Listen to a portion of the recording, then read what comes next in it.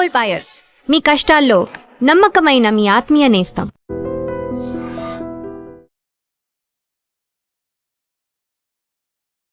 నమస్తే, welcome to I dream. నేను మీ anchor Pratyusha. So diabetes అంటే అందరికీ తెలుసు. ఇందులో type 1, type 2, type 3, type 4 diabetes వరకు కూడా అందరికీ ఐడియా ఉంది. సో బట్ రీసెంట్ టైమ్స్లో టైప్ 5 డయాబెటీస్ కూడా వస్తుందన్నమాట.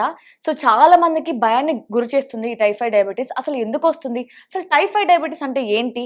దీనికి ఏమైనా మనకి వంటింట్లో చిట్కాలు ఏమైనా ఉన్నాయా? ఇవన్నీ కూడా తెలుసుకుందాం.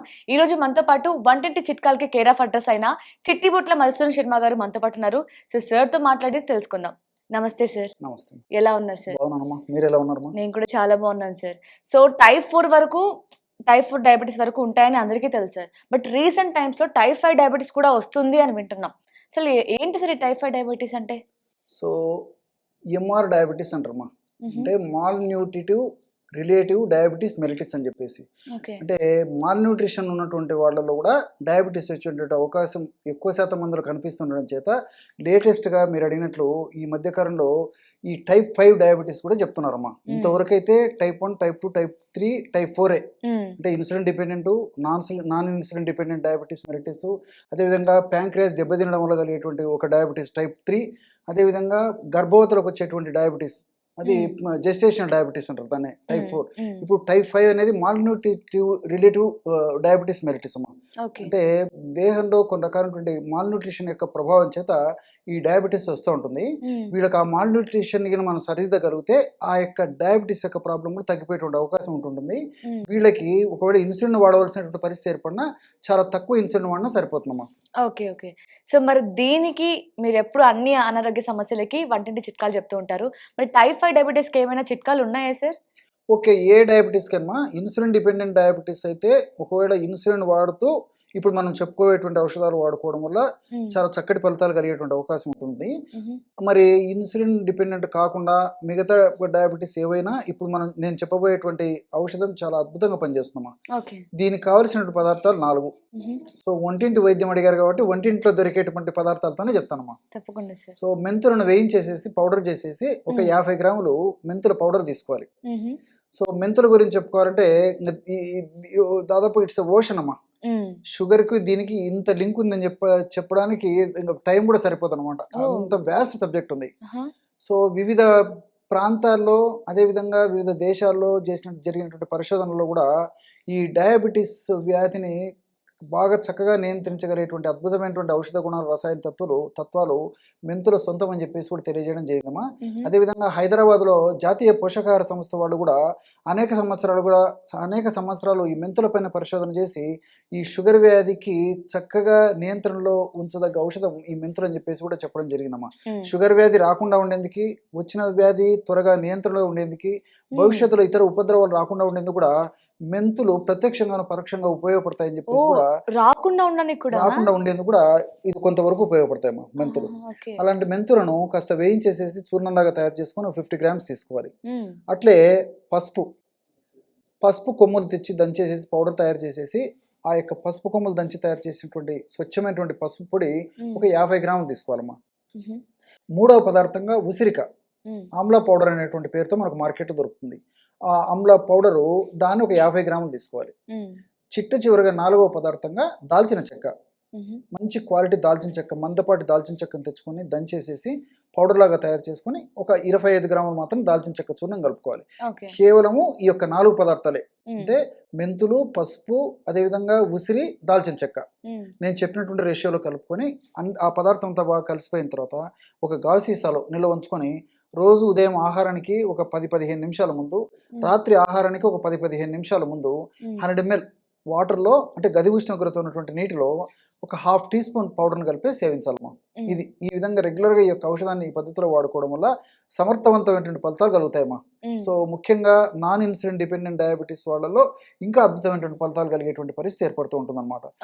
మెంతుల్లో ఆధునికంగా మనం ఆలోచన చేసినప్పటికీ మెంతుల్లో ఆల్కలాయిడ్స్, సాపోనిన్స్ ఇలాంటివి అనేక రకాల రసాయన పదార్థాలు ప్రత్యక్షంగాను పరోక్షంగాను ఉపయోగపడతాయి. అంతేకాకుండా ఈ మెంతుల్లో ఉన్నటువంటి ఈ సాపోనిన్ అనేటువంటి రసాయన పదార్థం యొక్క ప్రత్యేక గుణం ఏంటంటే మనం తీసుకున్నటువంటి ఆహార పదార్థాల్లో ఉన్నటువంటి ఈ పిండి పదార్థాలని త్వరగా జీర్ణం చేయకుండా నిదానంగా జీర్ణం చేసేటువంటి శక్తి మెంతులకు ఉంది. ఈ సాపోనిన్స్ ముఖ్యంగా. ఓకే. అంతేకాకుండా ఈ యొక్క సాపోనిన్స్ యొక్క మరొక గుణం ఏంటంటే కొలెస్ట్రాల్ పెరగకుండా కూడా కంట్రోల్ చేస్తుంది. సో షుగర్ ఉన్నటువంటి వాళ్ళలో, షుగర్ వచ్చేటువంటి సూచన ఉన్నటువంటి వాళ్ళలో కొలెస్ట్రాల్ లెవెల్స్ విపరీతంగా పెరిగిపోతుంటాయి, చెడు కొలెస్ట్రాల్. సో ఈ చెడు కొలెస్ట్రాల్ పెరగకుండా మంచి కొలెస్ట్రాల్ పెరిగేందుకు ఈ మెంతులు ఉన్నటువంటి సాపోనిన్ అనేటువంటి రసాయన పదార్థాలు కూడా చాలా చక్కగా ఉపకరిస్తాయి. అదేవిధంగా మెంతుల్లో ఫైబర్ అనేటువంటి ఇది కూడా బాగుంటుందమ్మా. ఈ ఫైబర్ కూడా తీసుకున్న ఆహార పదార్థాలు కార్బోహైడ్రేట్స్ని త్వరగా జీర్ణం చేయకుండా, అదేవిధంగా ఫ్యాట్ను త్వరగా జీర్ణం చేయకుండా ప్రేగుల్లోనే కొద్దిసేపు ఉంచడం వల్ల త్వరగా మరి ఆ యొక్క పిండి పదార్థాలు చక్కెరగా మారకుండా ఉండేందుకు సహకరిస్తాయి అన్నమాట. ఈ విధంగా మల్టిపుల్ బెనిఫిట్స్ ఈ యొక్క మెంతుల వల్ల ఉంటాయమ్మా. అదేవిధంగా ఈ పసుపులో కుర్కుమిన్ అనేటువంటి రసాయన పదార్థం ఉంటుందన్నమాట. ఈ కుర్కుమిన్ అనేటువంటి రసాయన పదార్థము, ఇతర రసాయన పదార్థాలు ఉన్నటువంటి ఈ పసుపును వాడుకోవడం వల్ల పసుపు ఇన్సులిన్ యొక్క సెన్సిటివిటీని పెంచుతుంది అనమాట. అంటే మీరు బాగా గమనించి ఉంటారమ్మా, వివిధ కారణాల రీత్యా ఈ మధ్య కాలంలో ప్రపంచవ్యాప్తంగా కూడా షుగర్ వ్యాధిగ్రస్తులు ఏం జరుగుతుందంటే బాడీలో తగినంత ఇన్సులిన్ ఉన్నప్పటికీ సరిగ్గా పనిచేయడం లేదు. సో ఇన్సులిన్ సెన్సిటివిటీని పెంచుతుంది, అంటే రెసిస్టెన్స్ అనమాట ఇదంతా. ఈ ఇన్సులిన్ రెసిస్టెన్స్ను తగ్గించేసి ఇన్సులిన్ సెన్సిటివిటీని ఎప్పుడైతే పెంచుతుందో అప్పుడు రక్తంలో ఉన్నటువంటి ఈ షుగర్ కణంలోకి చకచక వెళ్ళిపోతుంది, కాబట్టి రక్తంలో షుగర్ కంట్రోల్ అయిపోతుంది. సో ఈ విధంగా కూడా ఈ పసుపు ఉపయోగపడుతుంది. అంతేకాకుండా డయాబెటీస్ వ్యాధిగ్రస్తుల్లో మరి వయస్సు వచ్చిన తర్వాత కొంతకాలానికి మెదడుకు సంబంధించిన సమస్యలు వస్తుంటాయమ్మా. అంటే మతిమరుపు, ఆల్జిమర్స్ అనేటువంటి చెప్పబడేటువంటి ఒక సమస్య, పార్కిన్సన్స్ సమస్య, తర్వాత ఈ పెరాలసిస్, ఇలాంటి అనేక రకాల సమస్యలు వస్తుంటాయి అన్నమాట. సో మెదడు యొక్క ఆరోగ్యాన్ని చక్కగా కాపాడేందుకు కూడా ఈ పసుపులో కుర్కుమిన్ అనేటువంటి రసాయన పదార్థం చాలా ఉపయోగపడుతుంది. కాబట్టి మధుమేహ వ్యాధిని నియంత్రణలో ఉంచడమే కాకుండా మెదడుకు సంబంధించినటువంటి వ్యాధులు, రక్తనాళాలకు సంబంధించినటువంటి వ్యాధులు రాకుండా ఉండేందుకు కూడా ఈ యొక్క పసుపులో ఉన్నటువంటి కుర్కుమిన్ ఉపయోగపడుతున్నామా. ఇది ఒక బెనిఫిట్. మూడవ పదార్థంగా ఉసిరిక ఇన్సులిన్ ప్రొడక్షన్కు బాగా ఉపయోగపడుతుంది. అదేవిధంగా ఇన్సులిన్ యొక్క ప్రొడక్షన్ బాగా ఉపయోగపడమే కాకుండా ఇన్సులిన్ యొక్క రెసిస్టెన్స్ తగ్గించి ఇన్సులిన్ సెన్సిటివిటీని పెంచేందుకు కూడా ఉపయోగపడుతుంది.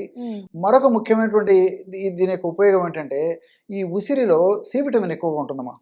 సో డయాబెటీస్ వ్యాధిగ్రస్తుల్లో సి విటమిన్ లోపం చేత చిన్న చితక వాటికే వ్యాధిగ్రస్తులు అయిపోవడము, అనేక రకాలైనటువంటి ఇతర అనారోగ్య సమస్యలు చుట్టుముట్టడం జరుగుతూ ఉంటుంది అనమాట. ఈ సి విటమిన్ ఉన్నటువంటి ఈ యొక్క ఉసిరిని మనం వాడుకోవడం వల్ల షుగర్ వ్యాధికి ఉపయోగపడమే కాకుండా బాడీలో రెసిస్టెన్స్ పవర్ను పెంచుతామా.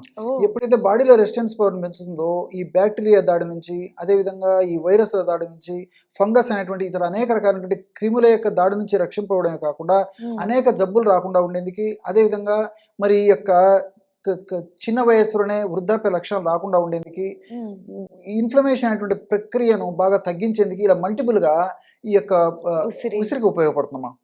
దాల్చిన చెక్క అనేటువంటి సినమాల్డిహైడ్, సిసమిక్ యాసిడ్ ఇలాంటివన్నీ కూడా మరి షుగర్ వ్యాధిని చక్కగా నియంత్రించడమే కాకుండా మరి షుగర్ వ్యాధి వల్ల భవిష్యత్తులో ఇతర ఉపద్రవాలు రాకుండా కూడా ఉపయోగపడుతుందమ్మా. అంతేకాకుండా షుగర్ వ్యాధి వచ్చినటువంటి వాళ్ళలో రక్తనాళాలు బాగా, షుగర్ వ్యాధి వచ్చినటువంటి వాళ్ళలో నరాలు బాగా దెబ్బతింటుంటాయమ్మా. ఈ నరాలు దెబ్బతినకుండా కాపాడేందుకు, నరాలను చైతన్యవంతంగా ఆరోగ్యవంతంగా ఉంచేందుకు దాల్చిన చెక్కలో ఉన్నటువంటి సినమాల్డిహైడ్, సిసమిక్ యాసిడ్ అనే రసాయన పదార్థాలు ఉపయోగపడతాయి. షుగర్ వ్యాధిగ్రస్తుల్లో కొన్ని సంవత్సరాల తర్వాత మరి ఎక్కువ శాతం మంది ఏమవుతుందంటే కాళ్ళు చేతులు మంటలు, అదేవిధంగా తిమ్మిర్లు రావడము, మొద్దుబారిపోవడము ఇలాంటి లక్షణాలు కలుగుతుంటాయి. ఈ దాల్చిన చెక్కలో ఉన్నటువంటి ఈ సినమిక్ యాసిడ్, సిసమిక్ యాసిడ్ ఇలాంటి సినమాల్డిహైడ్ వీటితో పాటు కౌమారిన్స్ అనేటువంటి పదార్థాలు కూడా ఉన్నాయి. కాబట్టి ఇవన్నీ కూడా ప్రత్యక్షంగా పరోక్షంగా బ్లడ్ సర్క్యులేషన్ పెంచడమే కాకుండా నరాలకు మంచి చైతన్య శక్తిని కలుగజేసేసి నరాలు ఆరోగ్యవంతంగా ఉంచేందుకు, నరాల చుట్టూ ఉన్నటువంటి మైలిన్ షీత్ని ఆరోగ్యవంతంగా ఉంచేందుకు ఉపయోగపడతాయి. కాబట్టి నరాలు కూడా బాగా శక్తివంతంగా ఉండేందుకు ఉపయోగపడతాయమ్మా. కాబట్టి మల్టిపుల్ బెనిఫిట్స్ ఈ ఫార్ములాలో ఉంటాయి. కాబట్టి వాళ్ళు వాడేటువంటి ఆధునిక కృత్రిమ రసాయన ఔషధాలు వాడుతూ కూడా ఈ యొక్క ఔషధాన్ని వాడుకోవడం వల్ల అన్ని సైడ్ బెనిఫిట్స్ ఉంటాయి, ఎలాంటి సైడ్ ఎఫెక్ట్స్ కూడా ఉండవమ్మా. ఓకే, అంటే మెడిసిన్ తీసుకుంటూ కూడా ఇది మనం యూజ్ వాడాలమ్మా. ఏం ప్రాబ్లం ఉండదు. రెండు వాడుకోవడం వల్ల మరొక ప్రయోజనం ఏంటంటే ఆధునిక కృత్రిమ రసాయన ఔషధాల యొక్క డోస్ కూడా బాగా తగ్గించుకోవచ్చు. సో దానివల్ల వాటి యొక్క సైడ్ ఎఫెక్ట్స్ కూడా బాగా తగ్గించుకోవచ్చు. ఎందుకంటే ఇంగ్లీషు మందుల యొక్క ఎక్కువ వాడే కొద్దీ, డోస్ పెంచే కొద్దీ, ఇతర ఔషధాలు తోడించే కొద్దీ సైడ్ ఎఫెక్ట్స్ కూడా ఎక్కువ ఉంటాయి. కాబట్టి మరి తప్పని పరిస్థితుల్లోనే వైద్యులు కూడా అలాంటి వాడతారు. కాబట్టి మరి అలాంటి సైడ్ ఎఫెక్ట్స్ తక్కువగా మనం పొందాలంటే ఇలాంటి ఔషధాలు వాడుకోవడం చాలా చాలా మంచిది. ఆ సైడ్ ఎఫెక్ట్స్ ని ఇది కంట్రోల్ చేస్తూ ఇంకా ఎక్కువ బెనిఫిట్స్ ఇస్తుంది. మల్టిపుల్ బెనిఫిట్స్ ఉంటాయి. సో మరి ఎంత కాలం వరకు యూజ్ చేయాలి సార్ ఇది? అంటే మనకి డయాబెటీస్ తగ్గిపోయే వరకు యూజ్ చేస్తూనే ఉండాలా, లేదంటే ఒక 1 month 2 months వాడిన తర్వాత ఆపేయచ్చు. ఇది రెగ్యులర్ గా వాడుకోవడం చాలా చాలా మంచిదమ్మా. కాబట్టి ఎందుకంటే డయాబెటీస్ అనేది life style disorder. So life style modification జరిగినంత వరకు డయాబెటీస్ మనల్ని అనుసరించి ఉంటుంది కాబట్టి, సో డయాబెటీస్ ని ఎటువంటి పరిస్థితుల్లో రక్తంలో మరి చక్కెరను పెరగనివ్వకుండా ఉండాలి కాబట్టి దీన్ని నియంత్రణలో ఉంచుకోదగ్గ వ్యాధి కాబట్టి నియంత్రణలో ఉంచుకోవాలంటే ఇలాంటి ఔషధాలు తప్పకుండా వాడుకోవాలమ్మా. Okay okay. సో మీరే అంటున్నారు కాబట్టి డయాబెటీస్ అంటే మనకి జీవితకాలం ఉంటూ ఉంటుంది అది. మరి ఈ చిట్కాలని మెడిసిన్ రెండు యూజ్ చేసుకుంటూ ఉంటే నియంత్రించచ్చు సార్ కొన్ని సంవత్సరాలు కొన్ని నెలలకి నియంత్రించవచ్చు. తర్వాత ఎలాంటి కాంప్లికేషన్స్ కూడా రాకుండా చాలా వరకు అవాయిడ్ చేయొచ్చమ్మా. కాబట్టి ఇతరులు ఎలాంటి ఆనందకరమైనటువంటి ఆహ్లాదకరమైన జీవితాన్ని గడపగలరు, డయాబెటీస్ వ్యాధిగ్రస్తులు కూడా మనసులో ఎలాంటి కొరత లేకుండా చక్కటి జీవితాన్ని వాళ్ళు సొంతం చేసుకోవచ్చు. Nice sir. అంటే డయాబెటీస్ అంటే ఏదో భయపడిపోతూ ఉంటారు, నాకు డయాబెటీస్ ఉందని తెలియగానే మరి టైఫాయిడ్ అనే కొత్తగా వచ్చింది, దీనివల్ల ఎలాంటి ప్రాబ్లమ్స్ ఉంటాయో మాకు అని భయపడే వాళ్ళకి స్టార్టింగ్ లోనే మన వంటింట్లో ఉండే చిట్కాలతోనే ఒక మంచి పరిష్కారం చెప్పారు. Thank you so much sir. నమస్తే. సో చూసారు కదా, మీరు కూడా హాస్పిటల్స్లో ఎక్కువగా ఖర్చు పెట్టి మీరు హాస్పిటల్ చుట్టూ తిరిగే బదులు ఆ మెడిసిన్ యూజ్ చేస్తూ కూడా ఈ చిట్కాని యూజ్ చేయడం వల్ల ఏంటంటే మీకు సైడ్ ఎఫెక్ట్స్ రాకుండా ఉంటాయి. సో వచ్చే సైడ్ ఎఫెక్ట్స్ని కూడా మీరు నియంత్రించవచ్చు. సో మీకు ఏమైనా హెల్త్ ప్రాబ్లం ఉంది, సో డైరెక్ట్గా సార్తో మాట్లాడాలి, మీ డౌట్స్ని క్లియర్ చేసుకోవాలి అంటే కామెంట్ చేయండి. Thank you so much for watching. And for more videos, Please subscribe to iDream. Please subscribe to iDream. Please subscribe iDream. And please subscribe to iDream. For more videos, subscribe to iDream. please like, share and subscribe to the channel. Congratulations, iDream. Subscribe to iDream. Subscribe to iDream. So subscribe to iDream Media. iDream ki iDream team andarki huge congratulations. Please subscribe iDream Media. Please subscribe to iDream. Subscribe iDream. Please subscribe to iDream.